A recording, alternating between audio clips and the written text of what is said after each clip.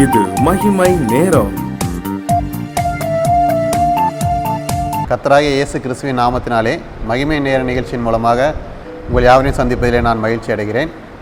வாய்ப்பை கொடுத்த தேவாதி தேவனுக்கு நான் நன்றிகளை செலுத்துகிறேன்.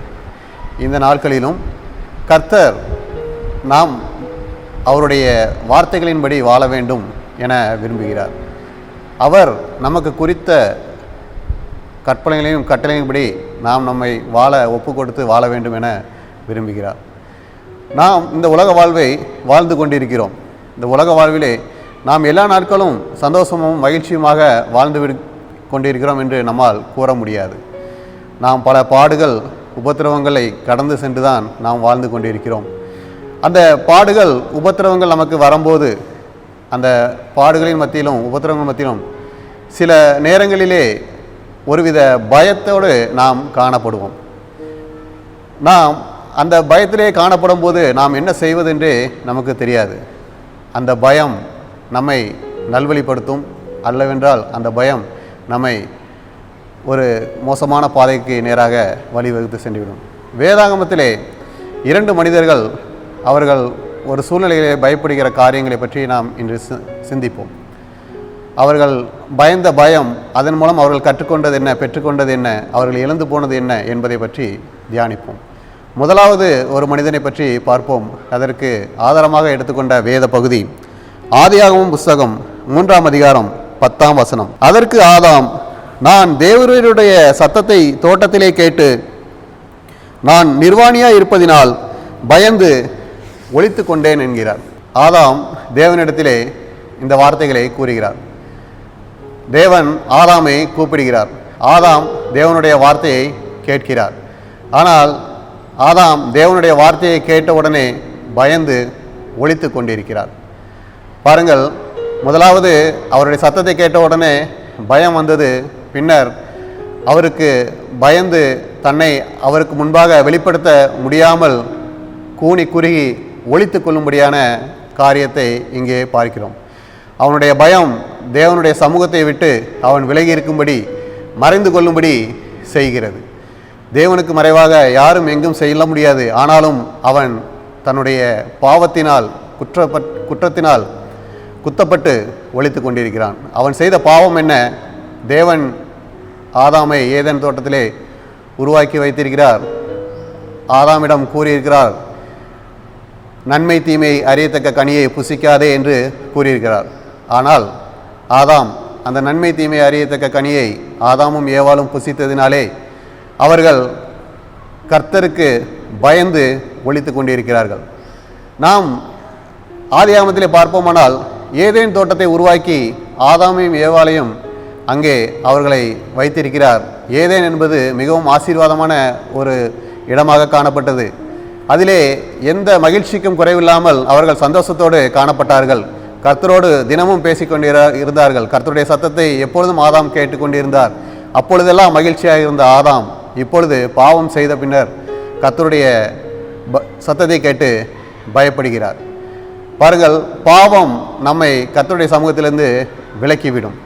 இங்கே ஆதாம் பாவம் செய்வதற்கான காரணம் என்ன என்று பார்த்தோமானால், ஆதாம் மாயையான ஒரு ஆசீர்வாதத்தை பெற்றுக்கொள்ள வேண்டும் என நினைக்கிறார். ஏற்கனவே ஏதேனிலே கர்த்தர் அவனை அருமையாக வைத்திருக்கிறார். அதுவே ஒரு ஆசீர்வாதம்.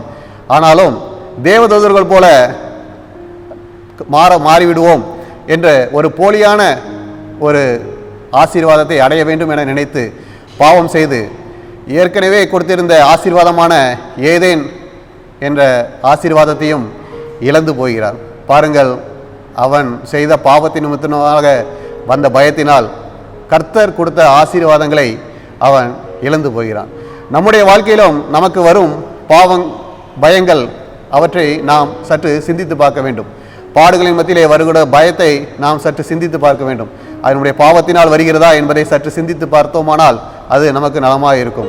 நாம் ஒருவேளை பாவத்தினால் செய்தோம் என்றால் கர்த்தருடைய வார்த்தை நமக்கு நேராக கடந்து வரும்போது நாம் மறுபடியும் கர்த்தர் நம்மை அழைக்கும் போது அவருடைய பாதத்திலே விழுந்து மறுபடியும் அவரிடம் மன்னிப்பை கேட்டு நாம் அந்த ஆசீர்வாதங்களை இழந்து போகாதபடி பார்த்து கொள்ள வேண்டும்.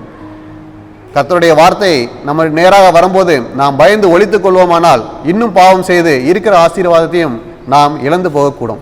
இரண்டாவதாக வேதாகமத்திலே ஒரு மனிதனை பற்றி பார்ப்போம். அதற்கு ஆதாரமாக எடுத்துக்கொண்ட வேத பகுதி ஆதியாகமம் 22ஆம் அதிகாரம் 12ஆம் வசனம். அப்பொழுது தேவன், பிள்ளையாண்டான் மேல் உன் கையை போடாதே, அவனுக்கு ஒன்றும் செய்யாதே, நீ அவனை உன் புத்திரன் என்றும் உன் ஏக சுதன் என்றும் பாராமல் எனக்காக ஒப்பு கொடுத்தபடியால் நீ தேவனுக்கு பயப்படுகிறவன் என்று இப்பொழுது அறிந்திருக்கிறேன் என்றார் என்று பார்க்கிறோம். இங்கே கர்த்தர் ஆபிரகாமை பார்த்து கூறுகிறார், நீ தேவனுக்கு பயப்படுகிறவன் என்று இப்பொழுது அறிந்திருக்கிறேன் என்று. ஆபிரகாம் தேவனிடம் கூறவில்லை, நான் உமக்கு பயப்படுகிறவன், நான் உமக்கு பயந்து நடக்கிறவன் என்று கூறவில்லை. ஆனால் தேவன் ஆபிரகாமை குறித்து சாட்சி கொடுக்கிறார், நீ எனக்கு பயப்படுகிறவன் என்பதை நான் அறிந்து கொண்டேன் என்று. பாருங்கள், ஆபிரகாமினுடைய வாழ்க்கை அப்படியே தேவனுக்கு பயப்படும்படியாக காணப்படுகிறது. தேவன் ஆபிரகாமுக்கு வாக்குத்தத்தம் கொடுத்திருக்கிறார், உன்னுடைய சந்ததியை வானத்து நட்சத்திரங்களைப் போல பெருக பண்ணுவேன் என்று. அதற்கு மூலாதாரமாக கொடுத்த மகன் ஈசாக்கு. அந்த ஈசாக்கை தேவன் பலியிடும்படி கேட்கிறார். பாருங்கள், தேவன் கொடுத்த ஒரே ஆசீர்வாதம் ஈசாக்கு. அந்த ஆசீர்வாதத்தை தேவன் கேட்கிறார். அந்த ஈசாக்கின் மூலம்தான் அவனுடைய வம்சம் விருத்தியாகும், வானத்து நட்சத்திரங்களைப் போலவும் கடற்கரை மணலைப் போலவும் அவனுடைய வம்சம் பெருகும் என்று தேவன் கொடுத்த வாக்குத்தத்தம் ஈசாக்கு உயிரோடு இருந்தால்தான் அது நிறைவேறும். ஆனாலும் தேவன் ஈசாக்கை பலியிட சொல்லி கொடுக்கும்போது கேட்கும்போது ஆபிரகாம் அதற்கு ஒப்புக்கொள்கிறார். தேவன் அவனிடம் பலி கொடுக்கும்படி சொல்கிறார். அடுத்த நாள் அதிகாலையிலே எழுந்து சென்றதாக வேதாகமத்திலே பார்க்கிறோம். அதிகாலையிலே எழுந்து சென்று ஈசாக்கை பலியிட சென்றதாக பார்க்கிறோம். பாருங்கள், அவனுக்கு கொடுத்த ஆசீர்வாதத்தையும் இழந்து போக அவன் துணிகிறான். கர்த்தருக்கு பயப்படும் பயம் அவனுக்கு இருக்கிற ஆசீர்வாதத்தை இழந்தாலும் நான் கர்த்தருக்கு விரோதமாக செல்ல மாட்டேன், கர்த்தர் எனக்கு என்ன சொல்கிறாரோ அதை செய்வேன் என்று கர்த்தருடைய வார்த்தைக்கு பயப்படுகிறான். ஒருவேளை ஆபிரகாமுக்கு நிறைய பிள்ளைகள் இருந்திருந்தால் ஒருவேளை ஈசாக்கை பலி கொடுக்க நினைத்திருப்பார். ஆனால் ஆபிரகாமுக்கும் சாராளுக்கும் இருப்பது ஒரே மகன்.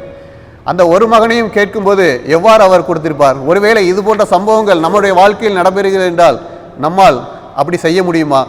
நாம் என்ன நினைத்திருப்போம்? நாம் சோர்ந்து போயிருப்போம். கடவுள் ஏன் இப்படி நம்மளை சோதிக்கிறார் என நாம் வருத்தத்தோடு கடவுளை நாம் கேள்வி கேட்கிறார்களாக இருப்போம். ஆனால் ஆபிரகாம் அப்படி இருக்கவில்லை. தன்னுடைய வம்சம் அவன் மூலமாக வரும் என்று தனக்கு கொடுத்த ஒரே ஆசீர்வாதத்தையும் தேவனுக்காக தேவனை பற்றிய பயத்தினால் இழந்து போகும்படி நினைக்கிறார். அப்படியாக ஈசாக்கை பலி கொடுக்க அழைத்து செல்லும் போது கர்த்தர் ஈசாக்கை பலியிட வேண்டாம் என கூறுகிறார். பாருங்கள், அப்பொழுதுதான் ஆபிரகாமுடைய விசுவாசத்தை குறித்து தேவன் சாட்சி கொடுக்கிறார். பாருங்கள், அவனுடைய விசுவாசம் எவ்வளவா இருந்தது என்பதை புரிந்து கொள்ள முடிகிறது. வசனத்தில் பார்க்கும்போது, உன் புத்திரன் என்றும் உன் ஏக சுதன் என்றும் பாராமல் எனக்கு ஒப்பு கொடுத்தபடியால் என்று சொல்கிறோம். எனவே நம்முடைய வாழ்க்கையிலும் ஆபிரகாமை போல நாம் நமக்கு கொடுத்த ஆசீர்வாதங்களையும் ஒருவேளை இழந்து போகும்படியாக நமக்கு சூழ்நிலைகள் நம்முடைய வாழ்க்கையிலே காணப்படுமானாலும் அந்த சூழ்நிலையிலும் நாம் சந்தோஷத்தோடு மகிழ்ச்சியோடு கர்த்தருக்கு பயந்து அதை நாம் ஏற்றுக்கொள்ள வேண்டும். கர்த்தருடைய சித்தமாக இருந்தால் இது நடக்கட்டும் என்னுடைய வாழ்க்கையில் என்று நாம் நினைக்கும் போது அந்த ஆசீர்வாதத்தை நிச்சயமாக கர்த்தர் எடுத்து போட மாட்டார். அந்த ஆசீர்வாதத்தை நம்முடைய வாழ்க்கையில் எப்பொழுதும் நிலைத்திருக்க பண்ணுவார். அந்த ஆசீர்வாதத்தை நிலைத்திருக்க பண்ணி அதன் மூலம் அந்த ஆசீர்வாதம் பெருகி பழகும்படியாக கிருபை செய்வார். எனவே 2 பேரும் பயந்த பயத்திலே ஆதாம் தன்னுடைய ஆசீர்வாதத்தை இழந்து போனான், ஆபிரகாம் தன்னுடைய ஆசீர்வாதத்தை பெற்றுக்கொண்டான். அதே போல ஆபிரகாமை போல நாமளும் ஆசீர்வாதத்தை பெற்றுக்கொள்ளும்படியான தேவனுக்கு பயந்து வாழும்படியான வாழ்க்கை வாழ்வோம். கர்த்தரிடமிருந்து ஆசீர்வாதங்களை பெற்றுக்கொள்வோம். ஆமேன். ஜெபம். கர்த்தாவே, இந்த நாளிலும் ஆபிரகாம் பயந்த பயத்தை போல நாங்கள் உமக்கு பயந்து உம்முடைய வழியிலே நடக்க, உம்முடைய நீர் கற்பித்து கொடுத்த வாழ்க்கை முறையை நாங்கள் பின்பற்றி நடக்க கிருபை செய்யும். ஆதாமை போல நாங்கள் பாவங்களை செய்து உமது வழியை விட்டு விலகி பயந்து ஒழித்து கொள்ளாதபடி எங்களுக்கு கிருபை செய்யும். ஆதாமை போல நாங்கள் எங்களுடைய வாழ்க்கையை ஆண்டவரே நாங்கள் மோசம் போக்கிக் கொள்ளாதபடி ஆபிரகாமை போல உம்முடைய கருத்திலிருந்து பெற்றுக்கொண்ட ஆசீர்வாதங்களை நாங்கள் காத்துக்கொள்ளவும், அதன் மூலம் நாங்கள் ஆசீர்வாதங்களை உம்மிடத்திலிருந்து அநேகமாய் பெற்றுக்கொள்ளவும், உம்முடைய வார்த்தையின்படி எங்களை காத்துக்கொள்ள உமக்கு பயந்து நடக்கும்படியான கிருபையை எங்களுக்கு தந்து எங்களை ஆசீர்வதிக்க வேண்டுமாய் இயேசு கிறிஸ்துவின் மூலம் ஜெபிக்கிறோம் நல்ல பிதாவே. ஆமேன்.